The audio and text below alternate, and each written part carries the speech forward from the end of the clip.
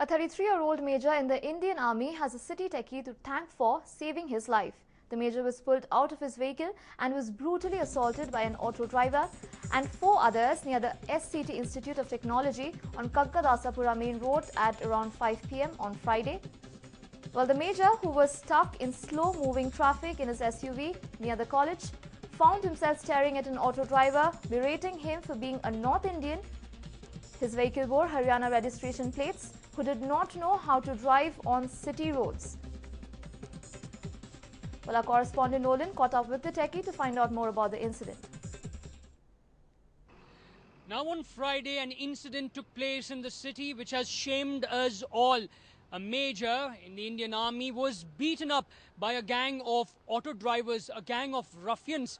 Now, we're not too sure whether this was a case of road rage or whether this was a case of, well, the Indian Army major not speaking the local language. However, with me is Murli Karthik, the Good Samaritan who actually went out of his way in order to help save the Indian Army major. Murli, first of all, it's a fantastic job that you did because not many people would risk their lives, especially in a mob. Can you just tell us what really happened over there?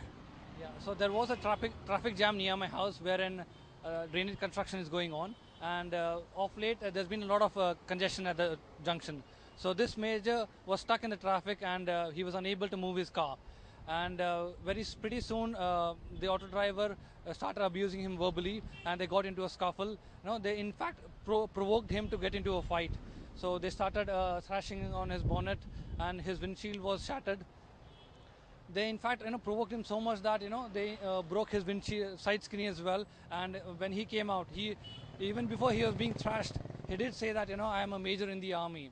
But people gave no heed to, and there were almost close to 30 to 40 onlookers who were just being looking at like mute spectators. That is when I intervened, and I tried my best to rescue Major from this incident. Well, I would say... All right, one second. So what you're trying to say is that there was an accident. Whose fault was it? Was it the major's fault, or was it the fault of the auto rickshaw driver? In fact, there was no accident. It was the vehicles were just stuck at a congestion, and they were not able to move out. So I believe the localites would have responded in Kannada, but the major was unable to understand the local language, and that is when the issue all started. So you suppose that this is a case of not knowing the local language. You also told me that his registration plate had a Haryana, it was HR. So could this have actually led to this problem? I assume so, because I could hear some people talking in Kannada saying that he's from North India, and these people just come and encroach in the city, and they create a ruckus over here. So I assumed it could be because of that. It could be a case of regionalism. Okay, now just tell me, so you intervened over there. How did you manage to actually stop the mob from beating the major?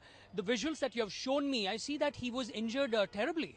Exactly right. In fact, he was bleeding profusely. He was thrashed black and blue.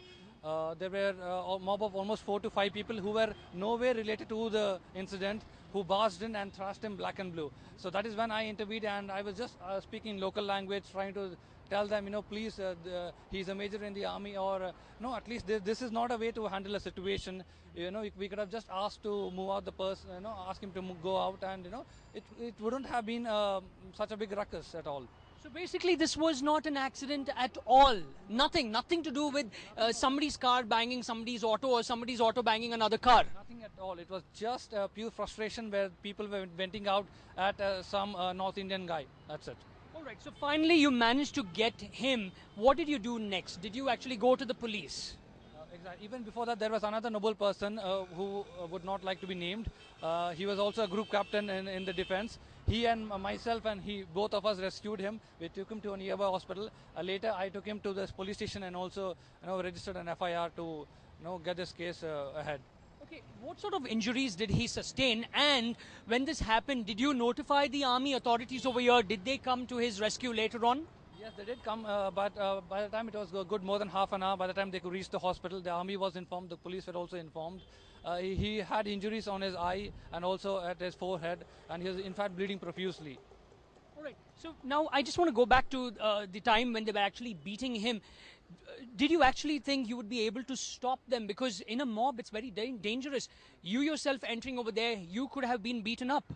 Exactly, I understand that, but at that point I just felt, somewhere I am morally responsible of what is happening around me. That is when I just took the initiative, though I was getting late to my office. I just tried to, ensure that these people, don't beat him. What if had I not intervened?